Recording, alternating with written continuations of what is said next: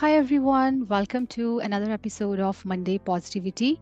And today we are going to talk about career struggles of highly sensitive people because I think their career struggles are often overlooked. And if we can start these conversations, we can actually, help in creating creating a supportive environment for highly sensitive people at workplace. And to join me in this conversation today, we have Trude. So, welcome Trude, and thank you so much for doing this. And to kick things off, could you share a bit more about yourself and how you found your way into being a high sensory coach? Hi, thanks for having me. It's really, really nice to be here. Um, Very large question indeed.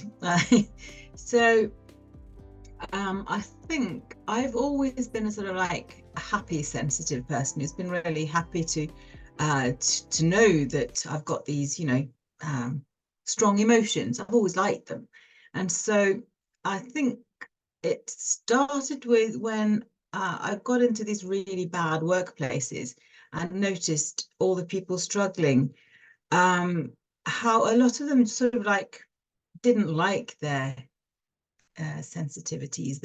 And I didn't really think about it then, but it ended with a massive burnout. So I got burnt out, and everybody else basically got burnt out. So and what happened when I was sent home with burnout, I felt really lonely, lost, didn't know what to do with myself.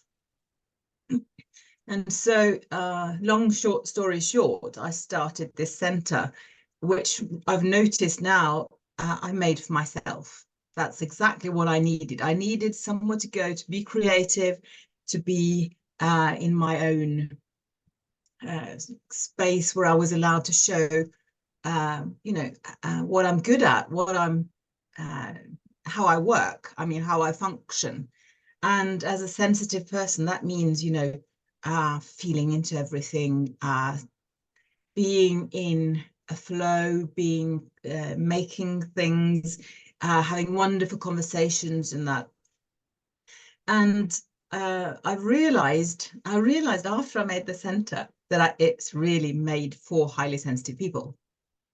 It was way before I knew the word or even that it was a thing.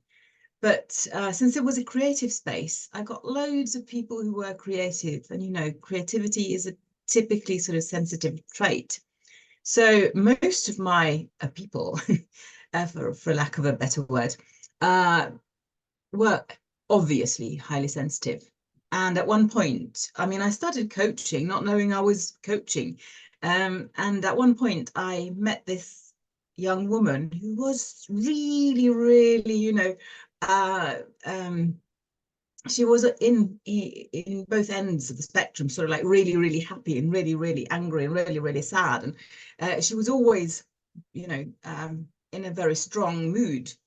And I realized that I know this. I understand what's going on, but I haven't got the words. So I had to start Googling. And that's when I found highly sensitive people, HSP.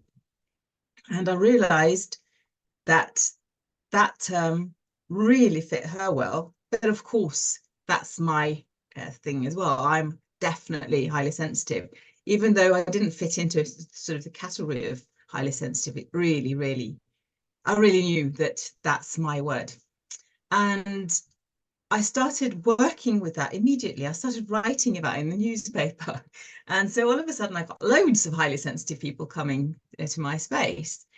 And I realized that we have something in common, um, that is, it's deep, it's from the heart. And to me, became a really important tool. So, because knowing that being highly sensitive isn't necessarily a problem, I started working to figure out how it isn't a problem. And I discovered that what is right is also the wrong thing. So if you don't fit in, it's because you fit somewhere else. Right, yeah. Yeah. And actually, it's interesting to know because you said that you didn't have the words, like you didn't know what this trait is, and uh, that was like I even when I was in 9 to 5 job, and I realized that fast-paced life is not for me. And at that time I didn't know that there's a thing called highly sensitive individual, and I was always thinking like how can I change myself. And later on when I discovered that there is something called highly sensitive people, and then I also realized there are many people out there who identify with the same trait, then it gave me a sense of belongingness, I would say. Yeah, it's like coming home, isn't it? Yeah, yeah, yes, yes. Because otherwise, I always wanted to, like, I was always Googling, like, how can I change myself? What should I Yeah. change in myself? And I would like to talk about that more. But before that, you also mentioned you are living on a boat. So that is very interesting. If you would you like to share a bit about that? Like, how did you start living on a boat? Well, of course, I live there with my husband, which is difficult for me to say. We married last summer and we've been together for 15, 16 years, so, or even more. And so I've always called him my boyfriend, and that's what he was when we moved in. So I'm going to mix.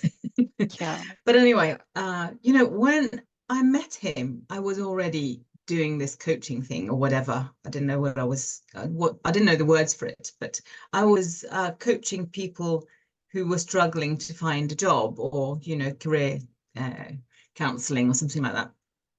And I mean, he fell in love with me like that, so it was like it was us immediately. I couldn't be his coach. And he said at one point, I really wish we weren't together so that you could coach me, because he was really struggling with his uh daytime job. And so I couldn't help him. But in the end, we met someone through a relative of mine. So it was really um, uh, so who was uh, running this friend of a certain day yacht, a museum day yacht, a really, really beautiful boat. And we immediately sort of got connected to that sort of that group of people. And the minute he put his foot on that boat, he felt at home, that's yeah, his thing. And so I really felt that I'd helped him anyway. And so he started doing or taking all the certificates and became an official a captain. And he just realized that that's his space. He's always known that. I mean, he grew up on the western coast of Norway in a tiny, tiny village where the farms were so small they had to go fishing as well. And So he's always been on boats until he grew up, and then he stopped. So he's the one who really, really wanted, the boat life. And when he asked me if we could actually buy one, I said, well, if we can afford it, I'm fine with that. And so we found this is the second boat we looked at. So it's quite huge. It was made to for the lighthouses. So it's a sort of work boat made into a sort of more family friendly boat.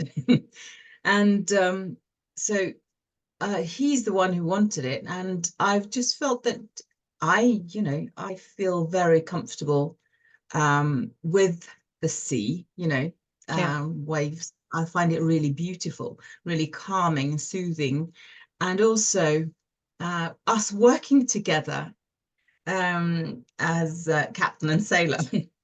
uh, we have to communicate really well, and we do that. I mean, it's an amazing collaboration. So he's up there and I'm down there, and we have to just look at each other, and we collaborate better than anybody else. I mean, he can't collaborate as well with anybody else, even though I was a beginner.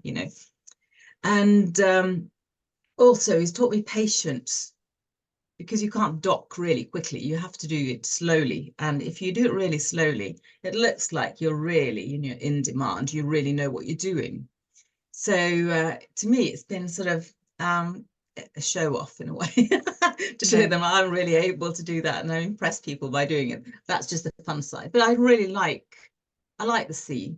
And, as an HSP, I love nature. So now I Yeah. live on the boat and I have to walk through a park to get to my space. And so I get a lot of nature. And to me, yeah, that's really important. Yeah, I love that story. And coming back to career struggle. So as I mentioned, like, my most of my career choices were, led because I felt like I had certain needs, self-care needs. Again, I thought maybe I was different, I was weird and all that. So I chose teaching because I thought it would provide me that slow life. But Yeah. later on, I realized that it was not the right choice. So I wanted Mm. to know, like, how has your high sensitivity influenced your career choices, and what led you to become a high sensory coach in the end, like your earlier career choices? An excellent question, of course. So I think really my career choices started when I started school because I'm the eldest sibling of five. So I've always taught, and I've always told I'd be a great teacher. And in a way, that it's really true. I really love communicating and I love being in front of a class and that I love sharing knowledge. But I lived in England when I was like five and went to school in England when I was five. And coming back to Norway, starting school when I was seven, I had to learn to read and write again. And it was boring. It was so unsatisfying. And I just sat there and I think I felt so lonely and it's such a waste of time and I really, really, I just withered. So I don't have that kind of hate relationships to school that lots of people have, but it's just like dying to me. Yeah. So even though I love teaching, I would hate doing that to kids. And and so I ended up knowing that I didn't want to be a teacher. That was my only uh, my only ambition for life, that I wasn't going to be a teacher. And I didn't know any other career choices that would suit me. So I really, really struggled. So when I went to university and a college of education, basically, I studied English and French because I was good at languages. The reason why I did it was because I wanted to travel. And then I really just educated myself into nothing, really. And I think it was deliberate because I can't be a proper teacher because of my education. It isn't good enough, but I've got an education, so I can't do anything sort of like manual. I'm not going to be employed in any sort of, so I'm really stuck. So I've been teaching, you know, um, uh, computing and English, and I've been sort of here and there, and I just ended up doing things. And so I've just like most HSPs that I coach have got a very long CV. There's so many workplaces. Lots of times I've had two or three jobs in a go, and just because I didn't know what I wanted to do. So this burnout, because of actually two jobs that I had that really were had a lot of major issues of environment. And so it was really two horrible workplaces with lots of people being burnt out, lots of people being off work. And so I just got the opportunity to hang to take a step back and feel into what's wrong. This is so wrong. We can't be doing this. It's not sustainable. So I think the minute I got off on sick leave myself, I started walking. I thought, where on earth am I supposed to go? And I discovered that there was nowhere to go.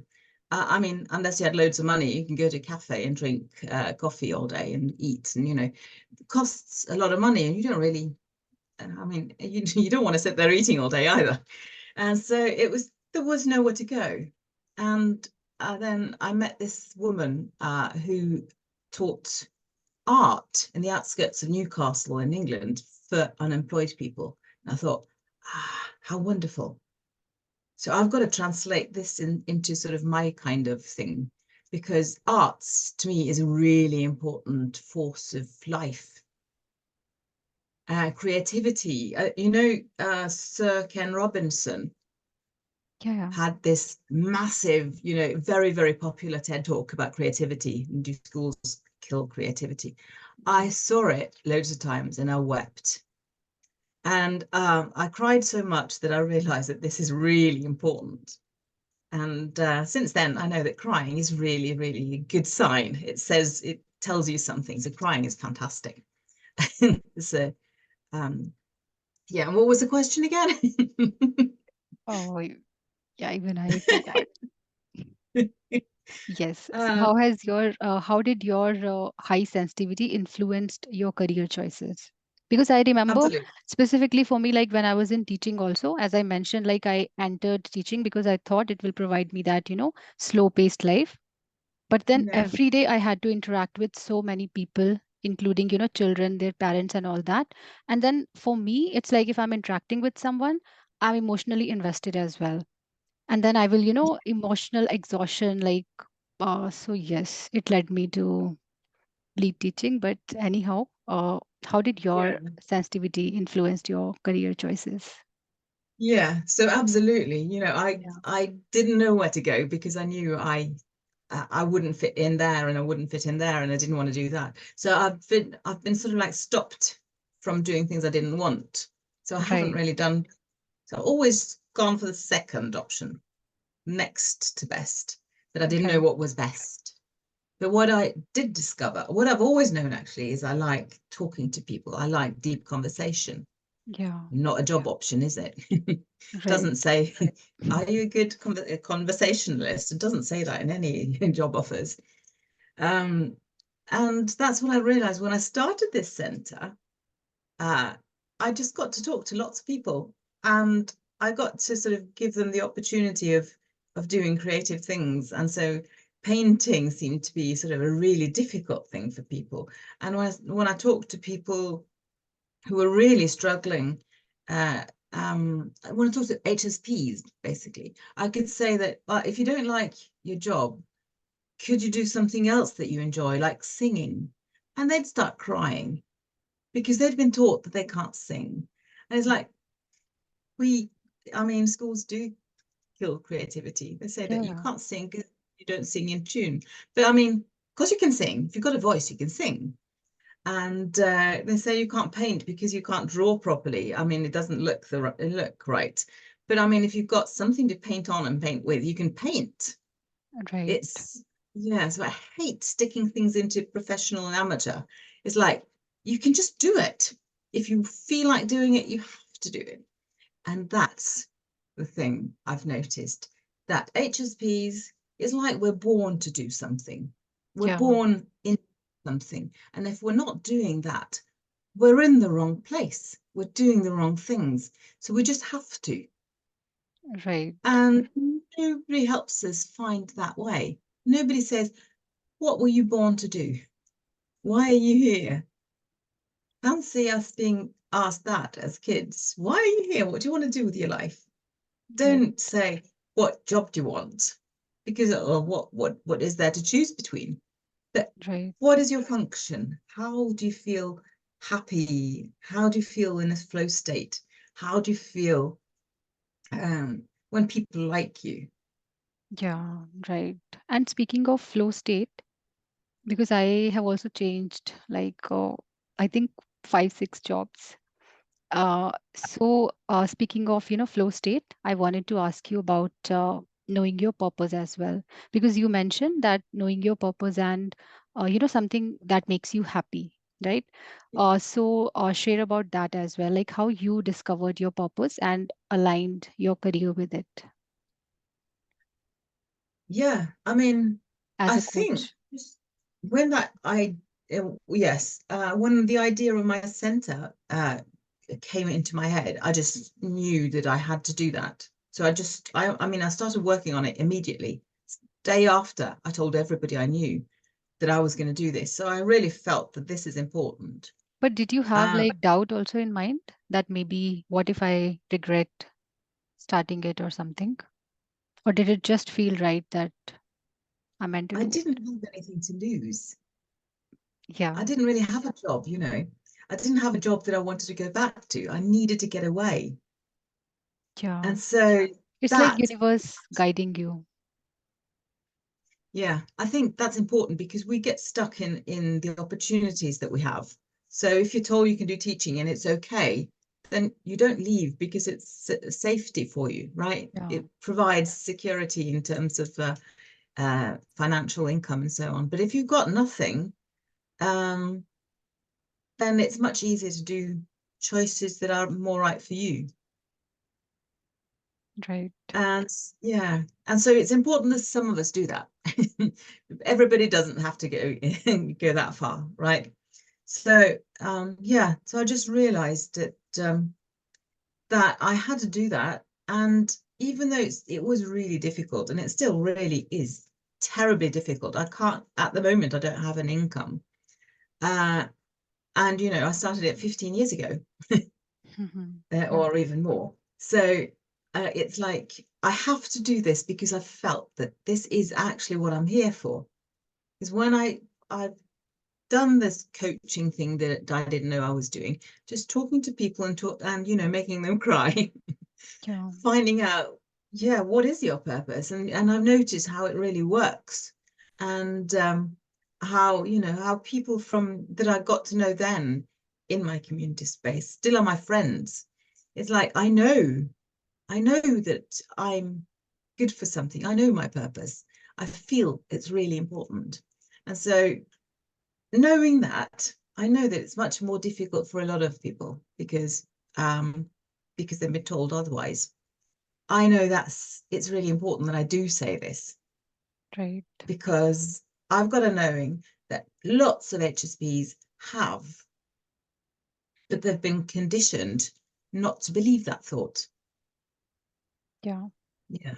So that is my calling, actually, to tell the world that it is really important that we follow our dreams, follow our purpose, follow what we're here for, and do that. And we need to change our sort of programming.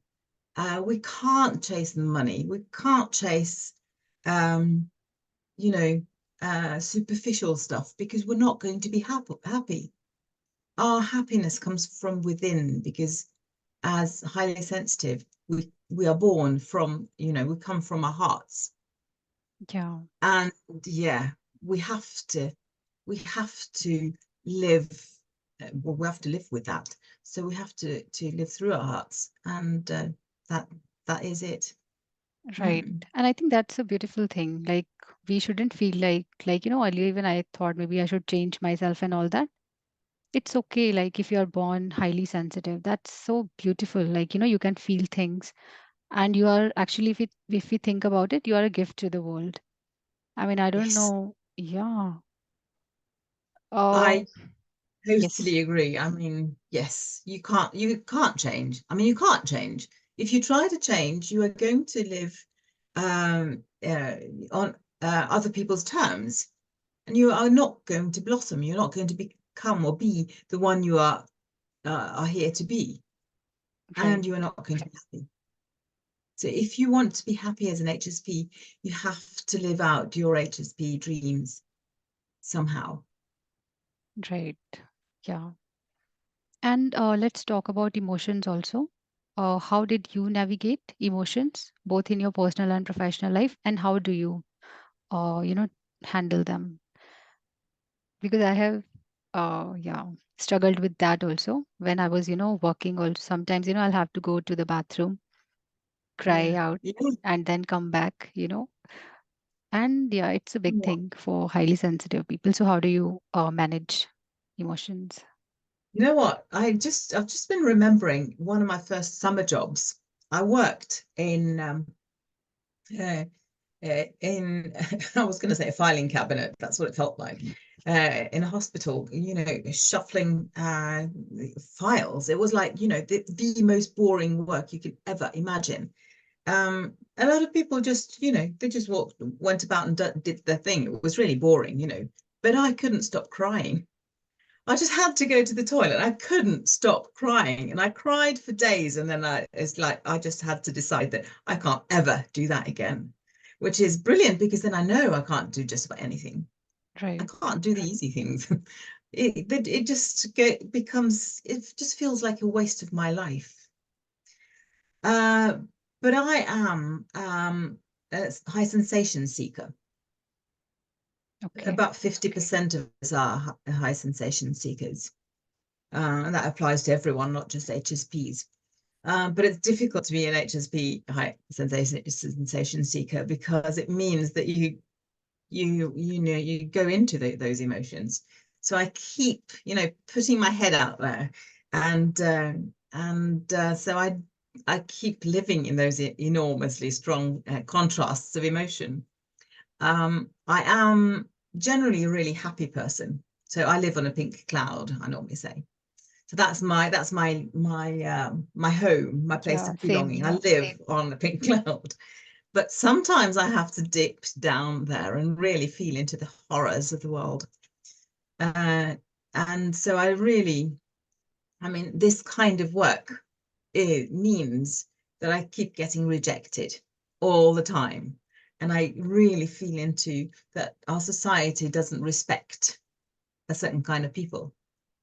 Right. Yeah, it doesn't respect outsiders. Yeah. And so I place myself on the outside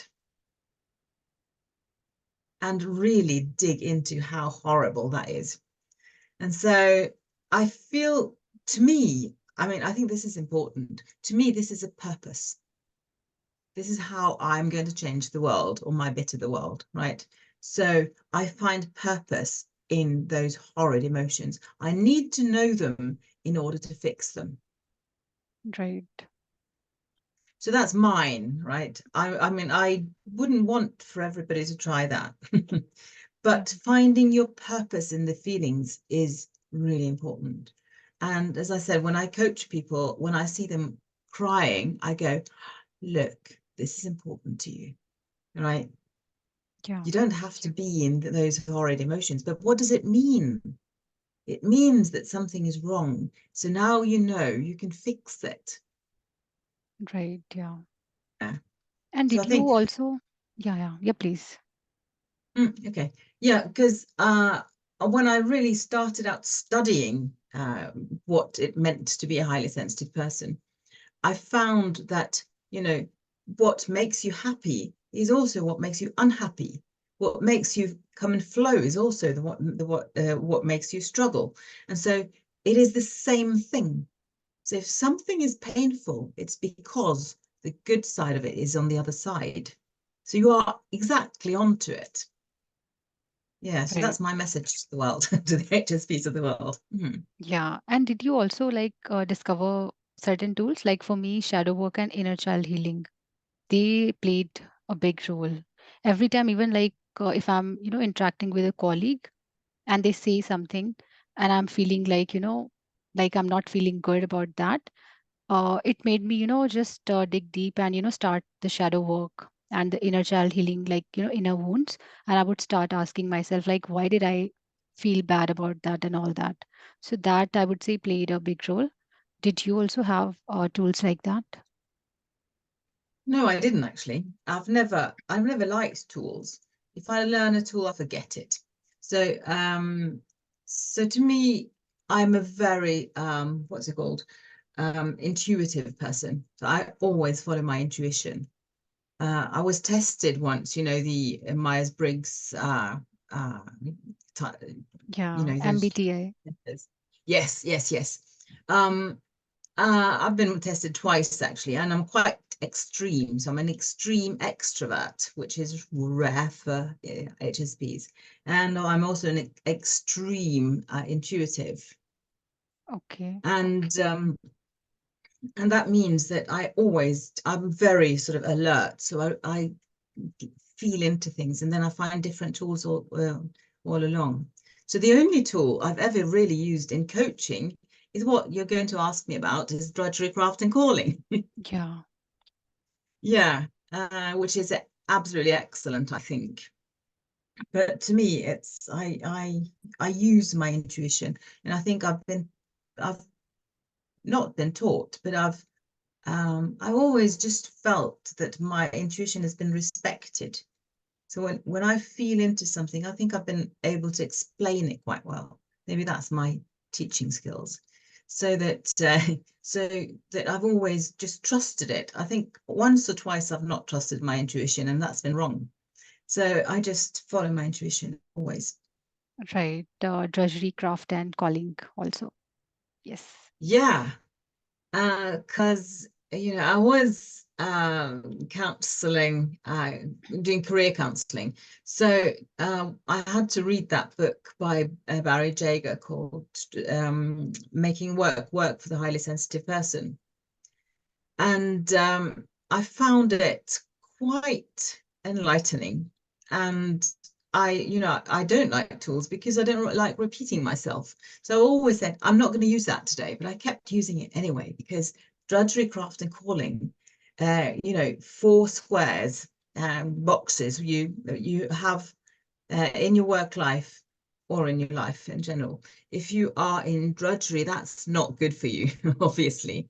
Yeah. If you're in craft, then you're okay. But if you're in your calling, that's fantastic.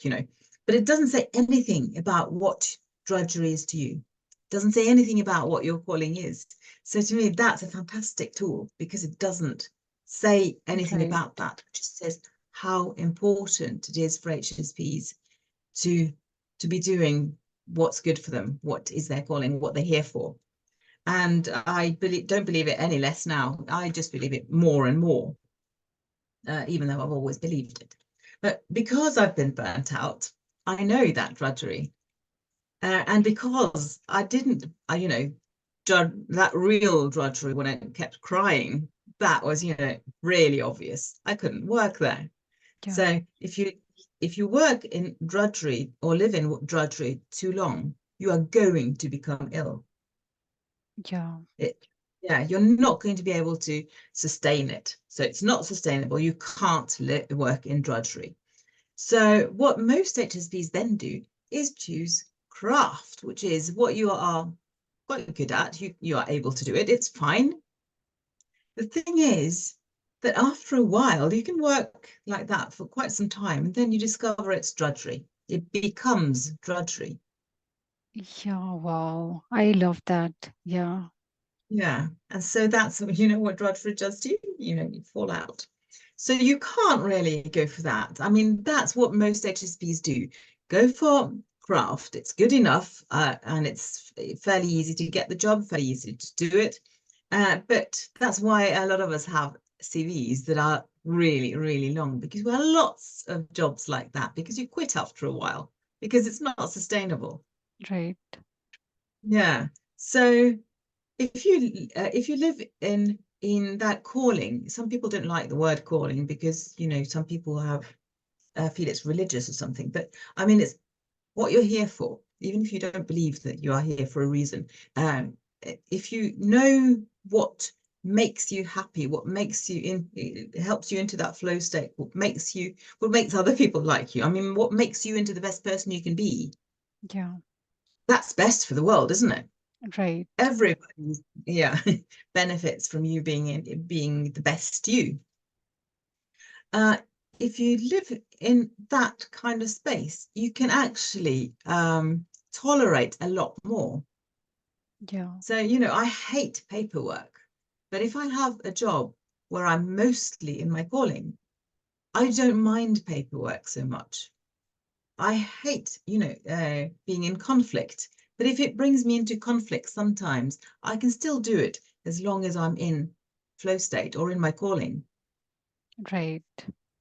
And that's what I said, that I that's what I do. My creative space is my calling. My community space is my calling. It's just the place where I can be who I want to be. And so I can do all the things that I can fight, which Right. I'm about. Yeah. Yeah, I think I'm going to name this episode this only. I really loved it. And yeah, if you think about it, like it's profound actually. Okay. Yeah. And I wish I had more time. But can you also tell us about your creative community space and how can, if anybody wants to connect with you, how can they connect? I think they just have to Google Trude. I'm the only person in the world with that by that name, so it shouldn't be that difficult. But on my center is in Bergen, Norway, and it's called Impulse Center, the Impulse Center. Mhm. And so I'm on Facebook, and I've always got also got a high sensory coach website, but it's all in most of it is in Norwegian, but they can contact me from there. And what can they expect, like uh, if they want to be coached by you? Um, they can expect for me to listen to them to find out what they really need. And so I follow my intuition and their wishes. And Yeah. so basically, that's what I do. So, and most people who come to me for coaching come because they've heard or read something that I've said or written about this, because it's a really sort of positive way of looking at things, and it's entitling and enabling people to be you know their best them. And so that's what I really really like to do, to show people how brilliant they really are. Okay. And what would be your advice for highly sensitive people who are struggling in their careers? And maybe they also want to, find their calling, because I use calling word a lot on my podcast. So I would Yeah. say that only, yes, to stop that Yeah. struggle. Yeah, I mean, I think our main problem is that we look for our calling in work that already Yeah. exists. But I don't think it's there because that's not made by us. Right. So we just need to look inside and see what is it that brings us joy, and what is it that we can bring to this world that maybe isn't uh, what other people called work. Because working shouldn't feel like work. It should Yeah. feel like you're just giving and being in your flow. And because that's easy. What is easy to you? And that's why we're here. Mhm. And don't be ashamed or afraid or anything, because that's why you're here. You're here to be of benefit to this world because you have this gift to the world. And having a gift is you have something to give. Right. Yeah. So, yeah. So trust yourself, believe in yourself, because you are worth it. Yeah. I love that. And actually,